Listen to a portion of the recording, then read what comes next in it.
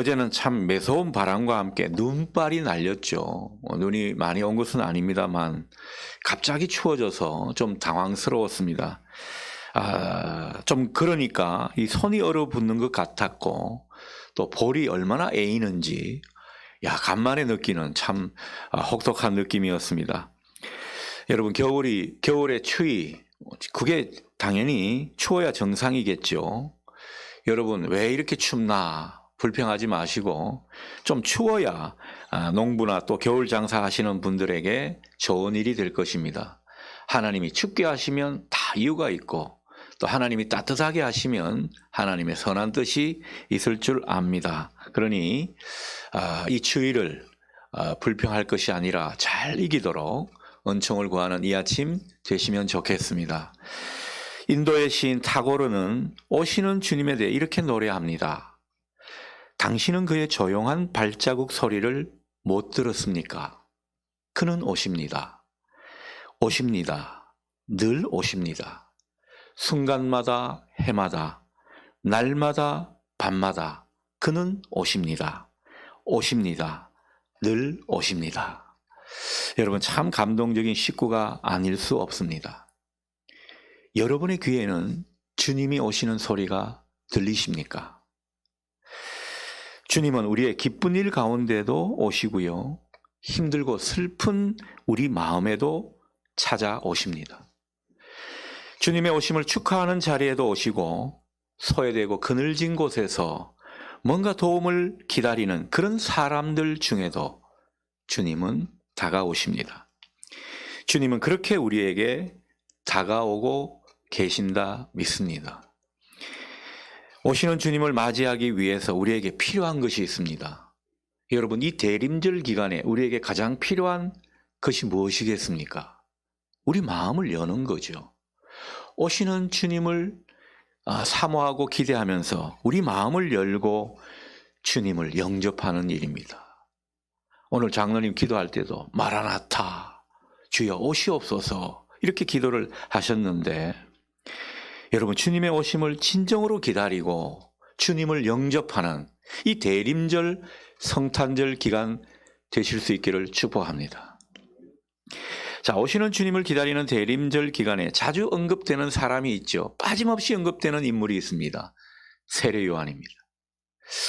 오늘 이 세례 요한의 탄생을 둘러싼 에피소드와 그 부모님 이야기를 좀 나누고자 합니다. 여러분, 세례 요한의 아버지는 사가랴죠. 제사장이었습니다. 그리고 그 어머니 엘리사벳도 제사장 가문의 딸이었습니다. 이들은 모두가 인정하는 신앙의 사람들이었습니다. 누가복음서에는 이 엘리사벳과 사가랴 부모를 일컬어 하나님 앞에 의인이다 그렇게 칭하고 있습니다. 율법을 잘 지키는 것은 물론이고 얼마나 경건 생활도 철저하게 했는지 모릅니다. 그래서 흠이 없는 사람들이었다고 성경은 묘사해 주고 있습니다. 하지만 세례 요한의 이 부모들은요, 나이가 많도록 아이를 가지지 못했습니다. 물론 본문 앞 7절을 보게 되면 이런 표현이 나오죠. 엘리사벳이 잉태할 수 없으므로 그들에게 자식이 없다. 여러분, 자식이 없다라고 하는 이 말이 이 부모들은 자녀를 가지는 것이 불가능하게 돼버렸다 이런 소리로 들립니다. 아이 갖는 것을 이 엘리사벳과 사가랴도 포기한 듯한 그런 뉘앙스를 여기에서 느낄 수가 있습니다. 저는 이 대목에서 하나님을 또 생각해 봅니다. 좀 삐딱한 생각도 들죠. 하나님 너무하신 것 아닌가 그런 생각 말입니다. 여러분, 정말 하나님 앞에 의인이라 그러고 신앙이 좋은 사람들이라고 하고 또 흠이 없는 그런 어떤 사람들이라고 칭하게 되면 뭔가 거기에 걸맞는 복을 주셔야 맞지 않겠습니까?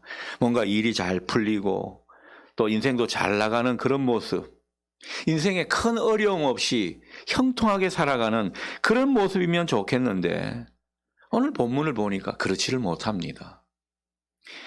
하나님은 의롭게 살고 하나님 말씀대로 사는 사람에게 분명 복이 있다 약속을 주셨는데 오늘 이 사가랴 부부에게는요, 복은커녕 불임이라는 이 엄청난 고통을 안겨주시고 말았습니다.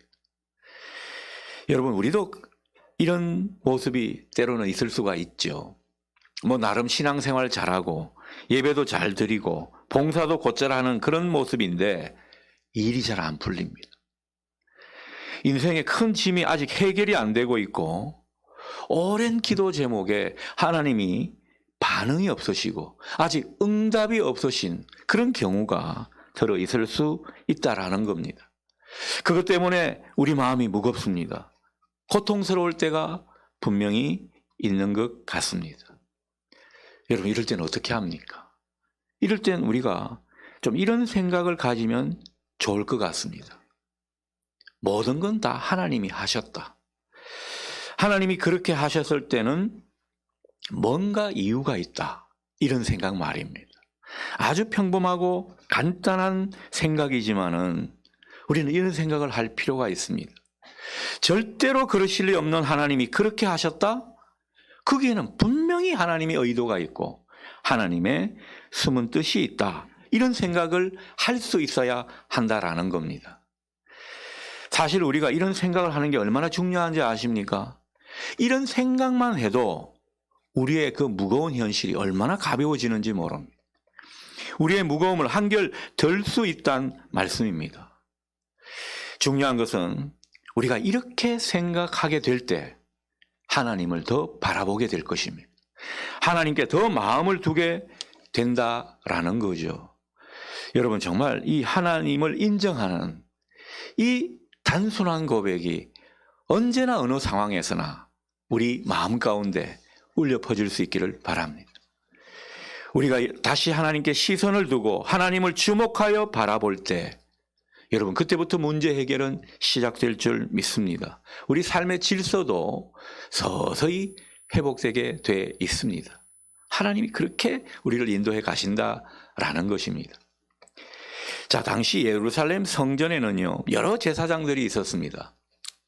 오늘 9절을 보니까 이 제사장들은 순서에 따라 1년에 한 번씩 성소에 들어가서 직무를 감당하는 일이 있었습니다. 성소에 들어가서 기도의 향을 피우게 되고 또 백성들을 위해 기도하는 그런 일을 하게 되는 것입니다. 자, 그런데 이 일은요, 여러 제사장들이 조를 나누고 또 해당 조에서 제비를 뽑아 정했습니다.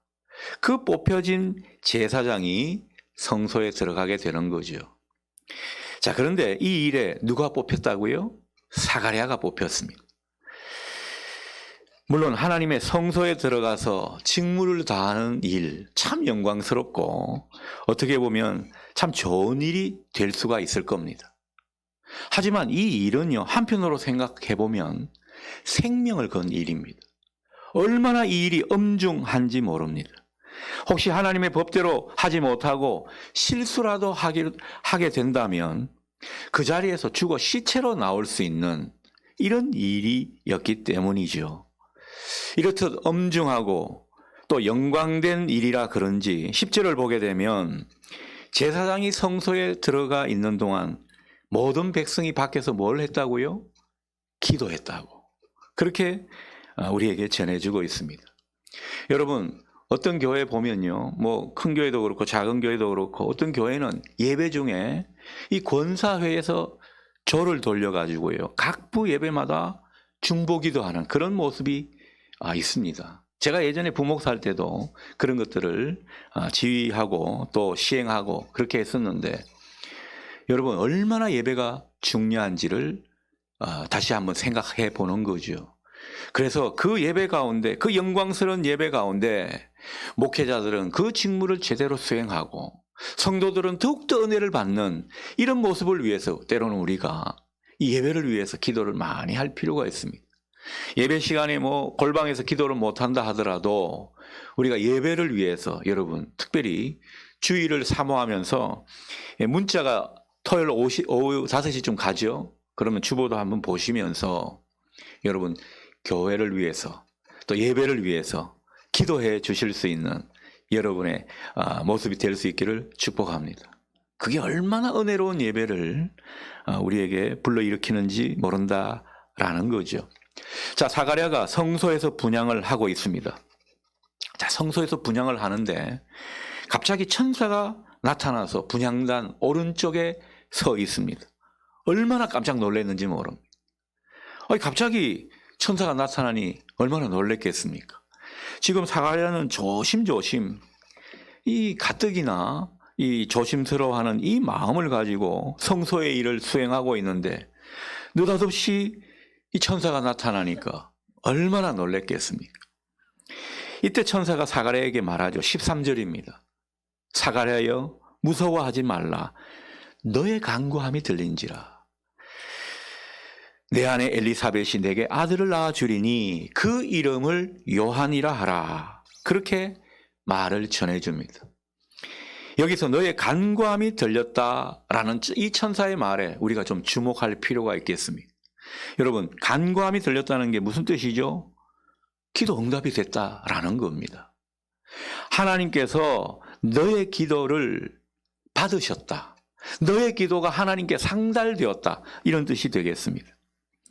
그래서 천사는 정말 이 기쁜 마음으로 하나님께서 너의 기도를 들었으니 사가랴여 기뻐하고 즐거워하라. 그렇게 말을 해주고 있는 것입니다. 천사가 이렇게 기쁜 소식을 전해주면 여러분 어떤 반응을 보일 것 같습니까? 여러분이 지금 아주 무미건조한 반응을 보이지만 천사가 이 소식, 너의 기도가 상달되었다. 이 소식을 전해 들으면 그렇습니까? 아멘, 할렐루야. 그렇게 기뻐하는 것이 마땅하겠죠. 근데 오늘 사가랴는 그런 반응이 아닙니다. 여러분, 성도님들이 저한테 한 번씩 기도 부탁을 하는데 기도 부탁을 하고는 항상 기도 결과가 어떻게 됐는지, 응답이 이루어졌는지 안 이루어졌는지 그건 잘 소개를 안 해줍니다. 계속 이건 참 숙제 같아요. 기도 부탁만 하고 결과를 안 이야기해 준다라는 거죠. 어쨌든 기도를 부탁하고 함께 기도를 하는데 이분의 경우에는 하나님께서 저에게 응답을 주시는 겁니다.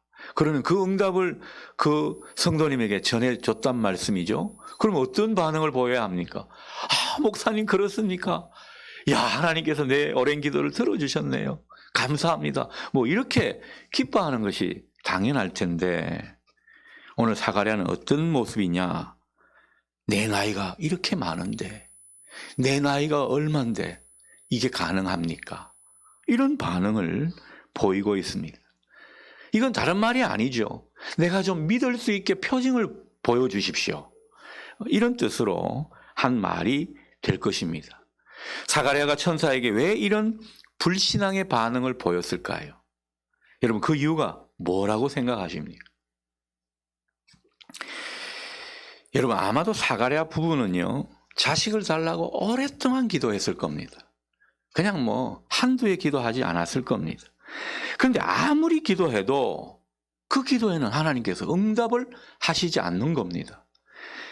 그러다가 세월은 가고 이제 나이도 되게 많아졌습니다. 소위 말해서 생물학적 나이로는 도저히 애를 가질 수 없는 그런 상태가 되었습니다. 그래서 언제부턴가 사가랴는요, 자기가 하던 기도를 슬그머니 내려놓았습니다. 아마 지금까지 믿음으로 계속 기도했다면 오늘 이 18절과 같은 반응, 이런 말을 하지는 않았을 겁니다. 사가랴는 이제 자식을 달라는 그 기도와 믿음, 접어버린 상태가 된 지 오래된 모습입니다. 여러분, 우리 중에도 그런 분들이 있을 수 있습니다.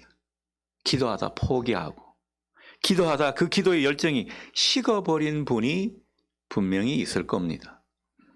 그러나 여러분, 잊지 마십시오.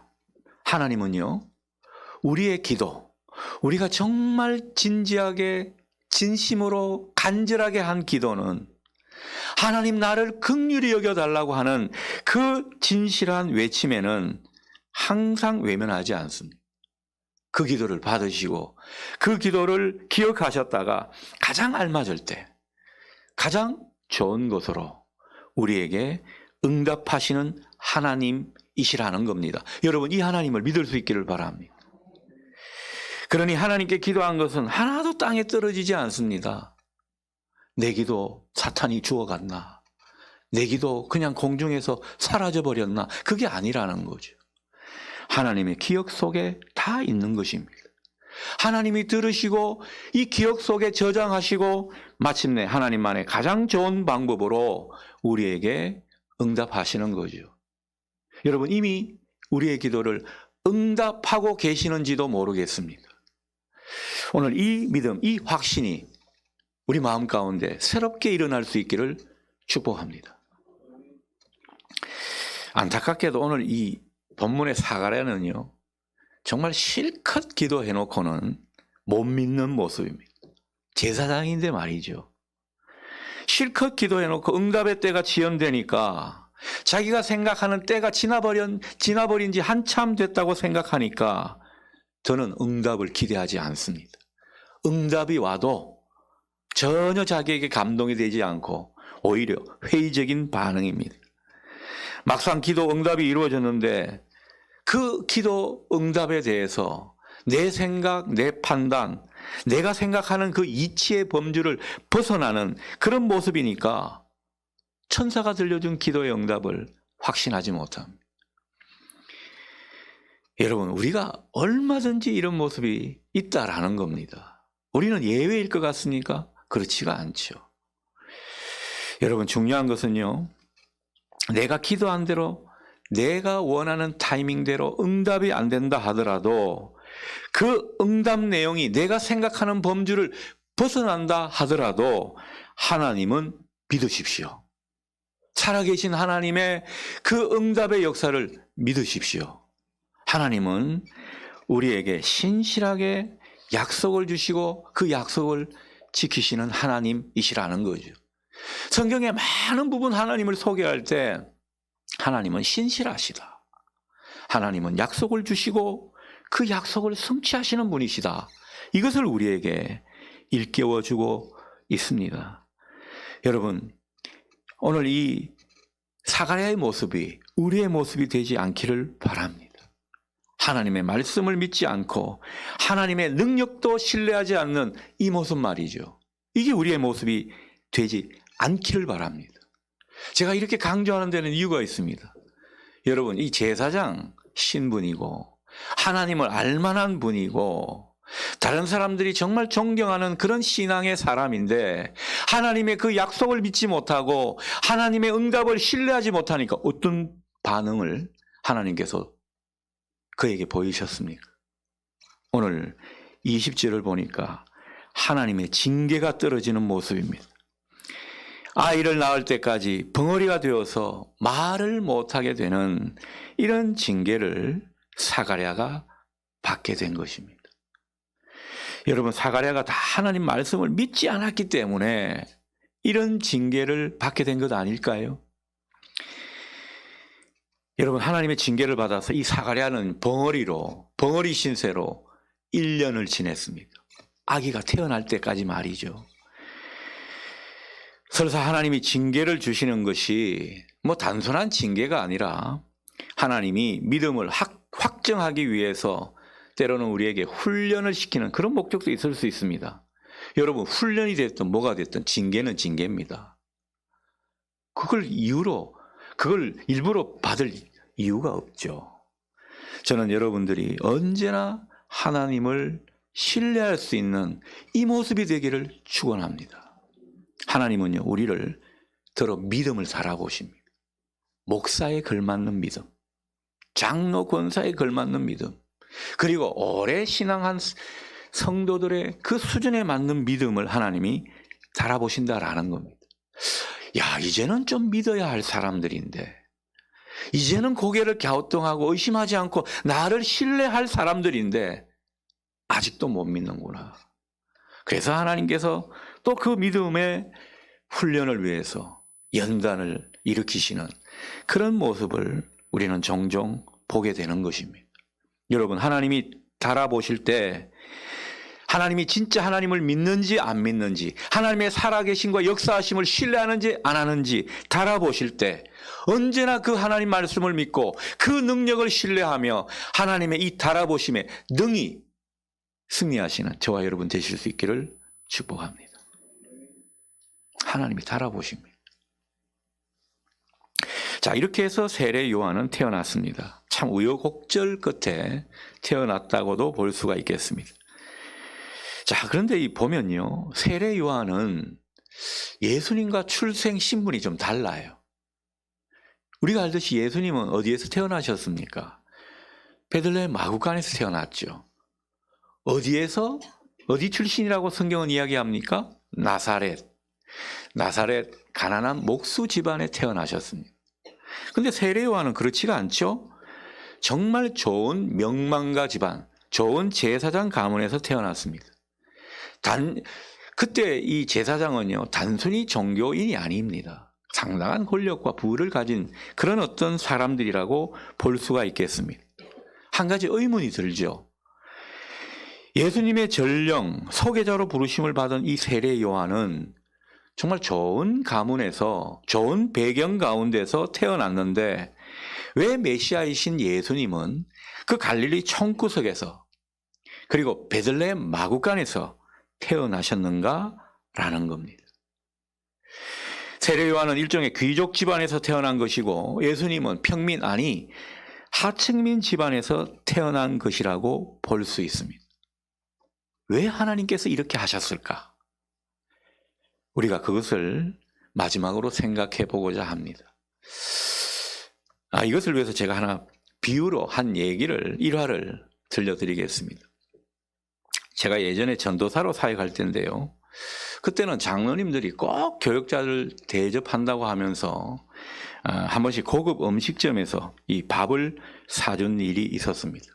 그때는 제가 전도사지만 또 그 교회 집사 출신이고 또 나이도 있고 해서 또 상당히 저를 예우해주는 그런 모습이었습니다. 그때 저는 이제 그 식당에 가는데 교역자들한테 지급된 차가 좀 작은 그런 차였겠죠. 그 차를 타고 이제 식당에 갔는데 이 고급 음식점이다 보니까 거기서 주차하시는 분들이나 안내하시는 분이 좀 홀대하는 느낌을 받게 되었습니다. 이 발레 파킹을 해주는데 인사를 잘 안 해주더라고요. 그리고 차를 주차하는 데 보니까 나와서 찾을 수 없는 위치, 저 길가에 이 차를 주차하는 그런 모습을 보게 됩니다. 그런데 그 이후에 어떤 장로님과 함께 그 식당에 다시 한번 간 적이 있습니다. 그때는 제가 그 장로님이 기사를 대동해 가지고 이 고급 승용차를 몰고 오셨는데 장로님은 이제 운전기사가 있으니까 조수석에 앉고 저는 뒤에 이제 어떻게 보면은 상석에 앉은 참 황송한 그런 어떤 장면이었지만 그렇게 이제 식당에 갔습니다. 희한하죠? 그때 제가 혼자 몰고 갔을 때하고 이 모습으로 갔을 때하고 사람들이 대하는 모습이 다르더군요. 사람들 참 세상 인심이 참 사납다 느껴졌습니다. 제가 이 뒷자리에서 내리니까 우리 사장님이었던 장로님이 앞서서 내려서 그들이 맞이해주고 제가 뒤에서 내리니까 얼마나 저를 VIP 대접해 주는지 모릅니다. 제가 이 말씀을 굳이 드리는 이유는 사람들 인심이 그렇다라는 거죠. 세상 사람들의 그 시선이 그렇다라는 겁니다. 세상 사람들을 바꿀 수가 없지 않습니까? 자, 그렇다면 이것을 이 요한과 예수님의 관계에 접목해 보면 이 안내자가 어쩌면 세상 사람들의 시각으로 볼 때 중요한 모습일 수 있겠습니다. 여러분, 정말 이 세례 요한은요, 출신 배경도 남다르고 또 요한이 태어날 때 얼마나 어떻게 보면 사건이 많았습니까? 기도하는 그 자리로 이 성소에 들어가고 또 하나님을 만나고 벙어리가 되고 그리고 1년 동안 벙어리로 지냈는데 1년 만에 또 하나님이 그것을 낫게 해주시고 그래서 하나님을 막 찬양하는 모습, 사람들이 다 이것을 목도하고 전해 듣게 되는 그런 장면이 되었습니다. 사람들의 눈길을 끌만한 이런 일들이 이 세례 요한 집안에 하나님께서 많이 안겨주셨다라는 거죠. 그래서 세례 요한 집안에 대해서 얼마나 존경심을 가지는지 모릅니다. 하나님에 대한 증거가 많고 하나님을 만난 체험들이 그들 가운데 있기 때문에 그렇다라는 거죠. 단지 제사장 가문이라서 사람들이 존경한 것이 아니었습니다. 하나님이 함께 하심이 느껴지니까 그들이 세례 요한 가문을 존중하게 되고 또 세례 요한을 남다르게 주목한 것입니다. 세례 요한은 제대로 된 가문 배경을 갖고 또 이렇게 하나님에 대한 체험을 하게 되니까 그 세례 요한이 소개하는 예수님이니 사람들이 그 예수님을 믿기 시작한 것입니다. 오늘 그 점을 우리에게 일깨워주고 있습니다. 여러분, 세례 요한을 태어나기까지 얼마나 많은 기적과 하나님의 일들을 보여주시는지 모릅니다. 그래서 세례 요한이 이런 어떤 모습과 이런 어떤 사람들이 주목하는 요인을 통해서 예수님을 당당히 소개하는 이런 역할을 맡겨주신 것입니다. 오늘 64절을 보십시오. 아들을 낳자 그 입이 열려 말하기 시작했다고 하죠. 그 가운데 하나님을 찬송하는 모습을 우리에게 전해주고 있습니다. 66절을 보게 되면 이 이야기는 온 유대 땅에 다 알려졌다고 하는데 사람들이 이 세례 요한에 대해서 다들 이 아이가 장차 어떤 인물이 될까 궁금했다고 하죠. 하나님의 손길이 함께하는 그런 신령한 사람으로 다들 주목했다는 것을 성경은 전해주고 있습니다. 여러분, 오늘 이 말씀 속에서 우리가 마지막으로 깨닫는 것이 바로 이것입니다. 우리는 어떻게 보면 복음을 위해서 태어난 사람들입니다. 예수님을 소개하고 전해주는 그런 부르심이 우리 가운데 있습니다. 우리가 좋은 주님의 안내자가 되기 위해서는 우리에게 무엇이 필요합니까? 지금 다시 우리의 출신, 배경, 학력을 다시 취득할 수는 없잖아요. 우리에게 중요한 것은 하나님을 만난 체험인 것입니다. 하나님이 우리 인생 가운데 역사하신 그 이야기가 우리에게도 필요한 것입니다. 오늘 하나님의 신비가 이 세례 요한 가문 가운데 스며들게 되고 많은 사람들이 이것을 주목하게 되고 그래서 세례 요한에 대해서 신뢰할 만한 그런 것들이 형성된 이 모습이 우리에게 중요한 것입니다. 여러분, 우리도 우리의 삶 속에서 하나님의 신비가 경험되어야 될 줄 믿습니다.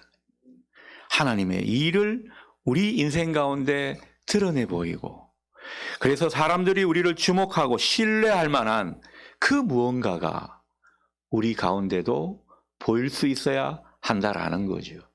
오늘 이 은혜가 여러분 가운데 있기를 소원합니다. 우리 인생 가운데 하나님의 일이 나타나고 주님의 역사가 보이는 이런 은혜 말이죠. 그러니 주님을 바라고 기대하는 이 대림절 기간 가운데 우리의 모습이, 우리의 마음과 우리의 시선이 더욱더 오시는 주님을 기대하고 바라볼 수 있으면 좋겠습니다. 그 가운데 주님이 살아계심을 다시 한번 우리에게 느끼게 해주시고 오시는 주님의 그 역사를 보게 해주시고 그리고 이 모든 것 가운데 하나님의 은총의 이야기가 우리에게도 울려 퍼지게 될 것이기 때문입니다. 우리 안에 은총의 이야기 그리고 주님이 우리와 함께 하시는 흔적이 더욱더 많이 경험되고 이것이 주님의 좋은 간증자, 안내자가 되는 하나의 좋은 발판이 될 수 있기를 주님의 이름으로 축원합니다.